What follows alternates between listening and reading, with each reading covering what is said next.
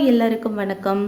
இன்றைக்கி என்ன பார்க்க போகிறோன்னு பார்த்தீங்கன்னா, ஆட்டுக்கறி குழம்பு தாங்க சமைக்க போகிறோம். அது எப்படி சமைக்க போகிறோன்றது காய்கறிகள்லாம் போட்டு சமைக்க போகிறோம். வாங்க பார்க்கலாம் இந்த வீடியோவில். வாங்க. 1 கிலோ ஆட்டுக்கறி கலப்படமாக வாங்கிக்கோங்க, அப்போ தான் குழம்பு நல்லாயிருக்கும்.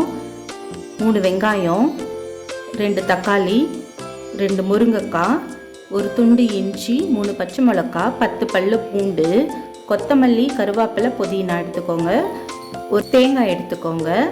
3 விசில் விட்டு குக்கரில் கறியை வேக வச்சுக்கோங்க. வானலில் வச்சு எண்ணெயை ஊற்றிட்டு பட்டை, பெருஞ்சீரகம், தேவையான மசாலா பொருட்கள்லாம் போட்டு வதங்கினதுக்கப்புறம் வெங்காயம் போட்டு வதக்கோங்க. நல்லா வதங்கினதுக்கப்புறம் தக்காளி ஆட் பண்ணிக்கலாம். தக்காளி ஆட் பண்ணி தக்காளியும் வதக்கட்டும். தக்காளி வதங்கினதுக்கப்புறம் இஞ்சி பூண்டு போட்டுக்கலாம். வதங்கினதுக்கப்புறம் இஞ்சி தூள் போட்டுக்கிறேன். போட்டுட்டு அந்த இஞ்சி பூண்டு பேஸ்ட்டு கொஞ்சம் வதங்கி ஸ்மெல் வர அளவுக்கு வதக்கிக்கோங்க.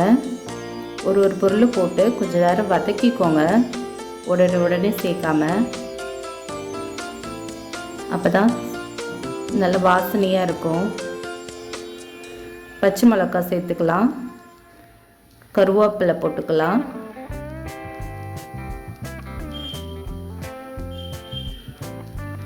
அதுக்கப்புறம் காய் போட்டுக்கலாம். முருங்கைக்காய், உருளைக்கிழங்கு. முருங்கைக்காயை நல்லா வதக்கிக்கோங்க, அப்போ தான் நல்லா இருக்கும். இல்லை பச்சையாக இருக்கிற மாதிரி இருக்கும். கறி குழம்புக்கு முருங்கைக்காய் ஆட் பண்ணுறப்போ நல்லாயிருக்கும். அதுவும் சூப்பராக டேஸ்ட்டாக இருக்கும். மஞ்சத்தூள் ஆட் பண்ணிக்கலாம். என்னோடய சமையல் உங்களுக்கு பிடிச்சிருந்தா லைக் பண்ணுங்கள், சப்ஸ்கிரைப் பண்ணுங்கள். அதுக்கப்புறம் வேக வச்ச கறியை சேர்த்துக்கலாம். சேர்த்து கொஞ்ச நேரம் வதக்கலாம்.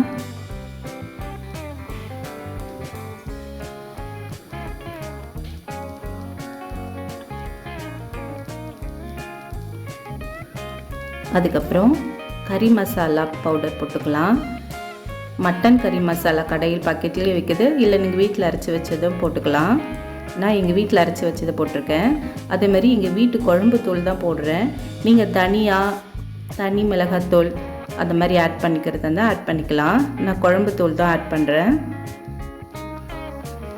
நல்லா அந்த மசாலா பொருட்கள்லாம் கொஞ்சம் வதங்குற மாதிரி நல்லா கிண்டிக்குங்க கொஞ்ச நேரம்.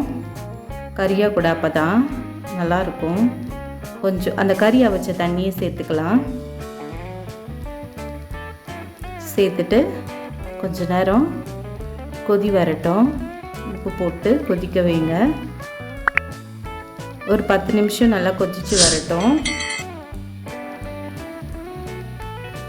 கறி கொதிச்சோன்னு தேங்காய் அரைச்சி ஊற்றிக்கலாம். தேங்காவில் பெருஞ்சீரகம் போட்டு அரைச்சிக்கோங்க, நல்லாயிருக்கும். கறி ஸ்மெல் குழம்பு நல்லா வாசனையாக இருக்கும்.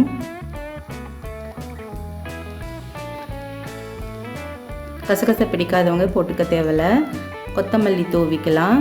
தூவிட்டு குழம்ப ஒரு 10 மினிட்ஸ் மூடி போட்டு கொதிக்க வைக்கலாம்.